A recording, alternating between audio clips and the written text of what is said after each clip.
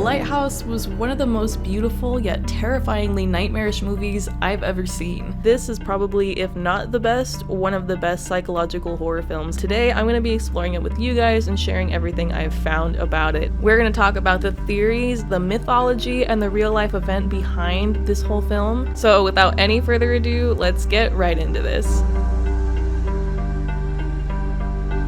So something that Robert Eggers did in this film was he put an extreme amount of research into this film, down to the vernacular they used. Everything was very true to the time period, and that is something I give him a lot of respect for. This film really does not cater to you at all. I mean, you sometimes cannot tell what they're saying, but that is true to the time, and I really appreciated that in this movie. And surprisingly, you don't get too hung up on the fact that you can't tell exactly everything they're saying. Something else that he does in order to make you feel and almost endure the claustrophobia that they endure, he shot with old camera lenses that were not the typical 16:9 ratio that we usually use. Even in this video, I'm using a 16:9 ratio. He used a square lens that was shot in black and white. It does add a lot of the uneasiness, the tension, the claustrophobia. It also helps you to really understand that this wasn't happening in modern times. This was a period film. From the words that were used to the way it was shot, you do truly get a sense that this was not in our modern times. Even do the sounds, the foghorn sound is probably gonna be the most iconic thing from this movie. As soon as you hear them, you feel that tension, you feel uneasy. It's all just so good. It all really adds to the masterpiece that I think was this movie. And this is just the setting up. This isn't even the story yet. We're gonna get to that in a second. I also want to give a lot of credit to Robert Pattinson and Willem Dafoe. If they can keep you interested for an hour plus just by talking and conversing and acting, that is pretty talented. Taking place in the 19th century, this film starts off as we follow Ephraim Winslow as he is being sent to work on this lighthouse under the supervision of the irritable and peg-legged Thomas Wake. So drinking water is scarce. There is always something wrong with the water. The accommodations are really not comfortable at all. Thomas Wake, who is his supervisor, is not the friendliest guy at all, nor is he the cleanest. He does a lot of things that are kind of annoying, but not necessarily the worst. But it's more of it happening over and over again, the repetitive nature and consistency. It really makes you almost start to go a little crazy with Ephraim. So adding to Thomas Wake's charm, he wasn't exactly the best person you'd want to be your supervisor. Wake was constantly ragging on Winslow, telling him that he needs to clean again and again. He said, if I were to ask you to dismantle this entire lighthouse, you'd better do it and then put it back together again just because I said so. When you're stuck on an island like this, you kind of want the only other person that's there with you to be a little bit kinder. Wake didn't even know Winslow's name. He was just calling him Lad. He didn't really care or bother to learn his name. So while Winslow was here, it was pretty much his job to manage everything. He was supposed to clean, lift, haul, just about every single thing. Now during one of these jobs, Winslow encounters a one-eyed seagull and he starts to throw a rock at it as it's kind of pestering him. So Wake is watching him do this and he warns him that night, do not kill a seabird. Superstition has it that they kind of hold the souls of dead sailors, like a reincarnation type of thing. So he gets pretty defensive about do not kill a seabird and kind of gets a little crazy, and this kind of scares Winslow, but he also just brushes it off as weird sailor superstition and he doesn't really give a crap about it. So he decides to inquire about what happened to the former Wiki and why this job was open for him to take. And Wake informs him that he had gone mad and killed himself, ranting and raving about sirens, mermaids, strange things before dying. And Winslow kind of just brushes it off again. But this is where it starts to get a little weird. That night he has a dream of a siren and it's pretty unsettling, to say the least. To add to that, he also has a small wooden carving of a mermaid. Now, it's also an interesting note before we move on that Wake had said that this previous wiki had only one eye. Just remember that for later. So he then opens up and reveals that he took this job because he used to be a timberman in Canada and got pretty tired of that and decided to go in search of a new profession. And he found this, being a Lighthouse wiki. So something pretty strange is that night, Winslow goes out to take a piss, and he sees Wake atop the lighthouse right in front of the light, stripped naked, and it looks like he's almost praising or reveling in this light. So Winslow, out of curiosity, is drawn to the light, and he goes to spy on Wake and what he's doing, and he sees tentacles, and it's kind of an alarming scene. And then it just cuts back to the next day. So time kind of keeps going on in this ever increasingly miserable island. So Wake reminds him that his time to leave is almost here. So the day before his departure, he notices that the water is bloody and something's up. So he goes and checks on the water, and he sees a dead gull laying inside of it. The one-eyed seagull that had been pestering him flies down and starts to attack him. Now he kind of just snaps and loses it, and he, in a very brutal scene, beats the seagull to death. Right after that, the winds take a dramatic change for the worst. Wake tries to really warn Winslow that this is happening and that the storm is coming and they need to start preparing. But Winslow doesn't really seem to care because he's planning to leave the next day. Something to mention is that every night, Wake hounds Winslow to drink with him, but Winslow refuses because it's against rules and regulations, and he doesn't necessarily want to break the rules and risk not getting paid for all of his work here. But seeing as this is his last night, Wake finally coerces Winslow into having a drink with him, and that drink turns into them getting pretty wasted. So the next morning, they're both standing there waiting for the boat to show up, and it never comes. The boat just doesn't show up, and Winslow starts to get pretty worried. This means he's going to be stuck on the island with Wake for the entire duration of the storm. So as the storm is setting in, they decide to just keep going on with their duties and going about business as usual, trying to prepare as best they can for this inevitable storm.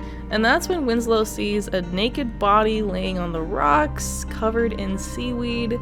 He cautiously approaches to see it's a naked woman, and that's when he realizes her entire lower half, from her waist down, is covered in scales. And the woman, with an incredibly creepy expression, lets out a set of otherworldly scream laughs. Realizing it's a mermaid and undoubtedly freaked out, he runs back to the cabin but doesn't mention it to Wake at all. As soon as he comes in, Wake starts hounding him about eating all the rations, basically telling Winslow that he's doomed them both. And this is another example of time going a little strangely for Winslow. He tells his superior that everything will be fine, it's only been a day, the boat will show up soon. And this is when Wake takes a step back and says, it's been 2 weeks since the boat was supposed to show. So Winslow kind of starts to realize, as well as the audience, that maybe he is going a little crazy. Stuck on this island with no food at all, they're running out of alcohol. In almost desperation, Winslow decides to check their lobster traps. So when he checks the lobster trap, he ends up finding the one-eyed head of Wake's former wiki, and obviously freaks out. He runs back to the cottage again, and now starting to feel truly hopeless, Winslow decides to spill his beans to Wake. This becomes kind of a meme for fans, but it is a pretty interesting moment. So he decides to kind of confess that his name is really Thomas Howard. He reveals that Ephraim Winslow had been someone that he used to work with as a fellow timberman back in Canada, and that they had been someone that he really hated. There was an accident that Howard could have stopped, but he decided not to get involved, and that led to Ephraim dying. And he kind of took Ephraim's name, decided to start a new life with it, and that's what led him to being a wiki. So then after that, we end up seeing Howard kind of going crazy, deciding he doesn't care if he lives or dies, he's getting off this island. He goes and takes the lifeboat and starts to push it out towards the water when Wake comes up with an axe, chops the boat up, and then chases Howard inside with it. After that, he claims that Howard is trying to abandon his post, and he gets pretty upset, and then he turns the tables. He flips the script immediately.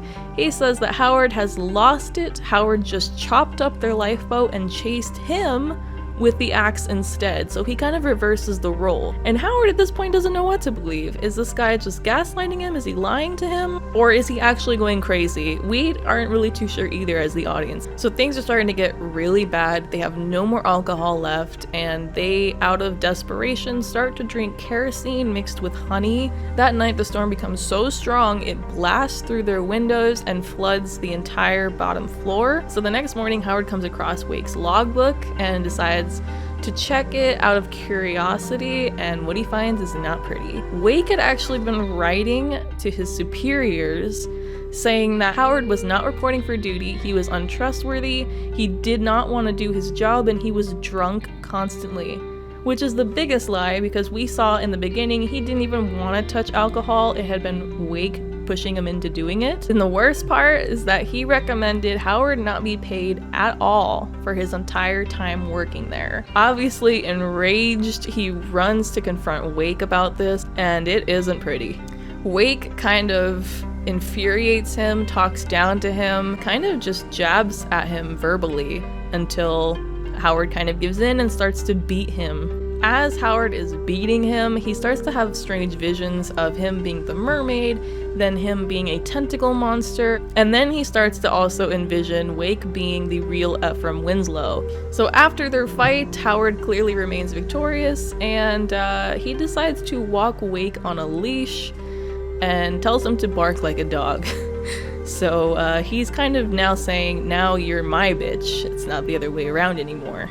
He then decides to bury Wake alive, so while Wake is being buried alive, he decides to recite Promethean mythology about Prometheus wanting to covet higher power. Halfway through burying Wake, I guess the curiosity to see the light kind of overcomes Howard, and he grabs the keys off of Wake's body and heads inside to kind of prepare to see the light. And this is when I think the only jump scare in the movie happens. Wake runs out of nowhere with the axe, screaming at Howard, "You can't have the light, it's mine," and then slams the axe into Howard's shoulder before falling down. So Howard almost nonchalantly just kind of picks up the axe and kills Wake with it. So Howard is finally done with Wake. He is the only one alive on the island now, and he decides that he's going to see the light. So as he's heading into the light room, he sees the light is spinning, and it seemingly stops spinning and opens up for him. In one of the most nightmare-inducing scenes I've ever seen, Howard gazes into the light, letting out an incredibly distorted laugh that gets louder and louder as the light gets brighter and brighter. Howard then falls back and tumbles down the lighthouse steps, breaking his leg. It then cuts to the ending scene of Howard laying on the rocks, completely naked with one eye pecked out and seagulls eating and pecking out his innards. Pretty freaking insane, right? But what did this all mean? So this is where we're gonna go ahead and talk about the real life event, some theories, and the mythology that was shown in this movie. In 1801, Pembrokeshire, Wales, a real-life incident happened like this in a lighthouse. So just like the movie, both men were named Thomas. The men's name were Thomas Griffith and Thomas Howell, which is pretty similar to Thomas Howard. The men reportedly disliked each other a lot and argued constantly. So here's where it gets a little crazy. Thomas Griffith died of an unfortunate illness, and Thomas Howell knew this would look a lot like suspicious murder to people. So he had to decide, what do I do? Do I throw the body out? Do I say he went missing? Or do I make a makeshift coffin? And he chose the coffin. So here's where it gets really crazy. There was a really bad storm, and it completely destroyed the coffin and left the body hanging there tied to the railing, almost looking like a flag. And in the end, Thomas was rescued, including the other Thomas, who was very much dead. And that is the tale of the real-life events that inspired Robert Eggers to make this movie, including adding both of the characters being named Thomas. So let's go ahead and now dive into some theories. The first and biggest theory is the theory of Prometheus and Proteus. Now, Proteus was an old man of the sea. He was a friend to sea beasts, and he was the keeper of knowledge. Now, Proteus never let anyone see or know the knowledge that he knew. He would keep everyone from it and very passionately guarded it. Now, this would be Wake in that situation, who was very passionate about keeping the light to himself, never letting Howard see it, and becoming enraged when he had asked to see it. He was very clear that that light was his and his only. Now, Prometheus was a trickster who stole fire from the gods. He gave it to humans in order to spark intelligent life. And this would be represented by Howard, who really wanted to see light. His curiosity was kind of burning, and he eventually did get to see and even touch the light. But just like for Prometheus, seeing the light did come with a price. It's kind of crazy because their endings are exactly the same. Prometheus is punished by being sprawled out naked on rocks with birds pecking out and eating his insides, and that is the exact same thing that happens to Howard. So this is definitely a huge theory because of how similar it fits to the movie, down to the deaths of both Howard and Prometheus. Alright, so there's another theory that this island is actually purgatory or hell, and that Wake resides here for killing his former Wiki, and Howard resides here for killing Winslow, or at least not really stopping his death. Now this one's really interesting to me because of the meaning of the one-eyed gull. Now at the beginning of the story, we remember that the former Wiki had only one eye, and the seagull that had been messing with Howard only had one eye as well. So this kind of causes some people to think that, judging by what Wake had said, that the seagulls had the souls of reincarnated sailors, that this former Wiki could be reincarnated as the gull, and he could have been trying to warn Howard of the impending doom he would face with staying with Wake.